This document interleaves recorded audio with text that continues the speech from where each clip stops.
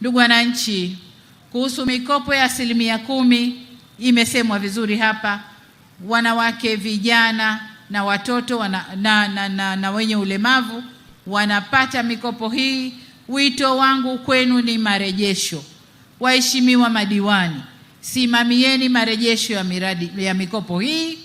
Ni kwa sababu vijana wako wengi. Alhamdulillah, tunazaa sana, vijana wako wengi hao tunawapeleka VETA, tunakwenda kuwafundisha. Wakitoka watategemea mikopo hii kuanza maisha yao. Naomba sana msimamie marejesho.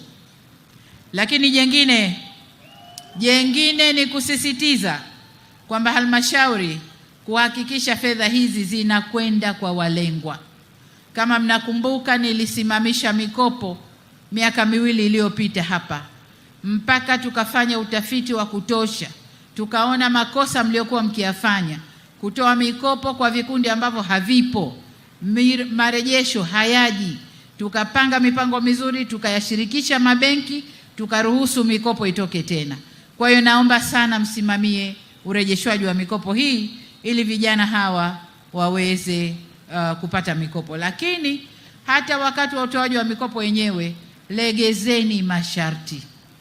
Kuna watu wanahitaji mikopo hii, yale mafomu mliowaekea wanashindwa kuyajaza vilivyo, na mnapofanya tathmini mnasema hawa hawakujaza vizuri, wasipewe, lakini kumbe ndio wenye haja ya hizo pesa. Kwa hiyo niwaombe sana mlegeze masharti na muwasaidie kujaza hizo fomu zenu ili mikopo hii ipatikane. Ndugu zangu, juzi nilizindua jengo la TRA ndani ya mkoa huu. Nikawasifia sana TRA ndani ya mkoa huu kwa kufikia malengo ya ukusanyaji. Sasa nirejee wito wangu nilioutoa juzi kwamba wafanya biashara wote tulipe kodi kwa maendeleo ya nchi yetu. Lakini si wafanya biashara peke yao, hata sisi wenye biashara ndogo ndogo, sio wakubwa peke yao, hata wenye biashara ndogo, wafugaji, zile tozo zote tulizowekewa, ndugu zangu, tuzilipe halmashauri kwa ajili ya maendeleo yetu. Kwa nini nasema hivi?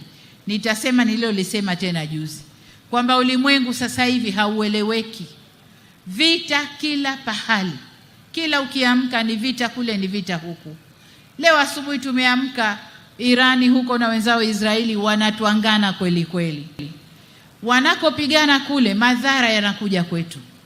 Sasa hivi tutasikia bei za mafuta zimepanda, sasa hivi tutasikia bidhaa zimepanda, kwa sababu wale ndio wenye nguvu walioshikilia soko la dunia.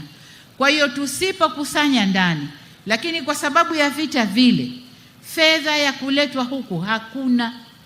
Wale waliokuwa wakiangalau shilingi wakitugaia, fedha ile itakuwa hakuna. Ni lazima maendeleo yetu tujidhatiti sisi wenyewe. Kwa hiyo niombe sana, na hii sio kwa Simiyu peke yenu, mikoa yote, halmashauri zote zijitahidi kwenye kukusanya mapato. Kwa upande wa TRA wanajitahidi, tumewapa lengo jipya na ni matumaini yangu kwamba watalifikia.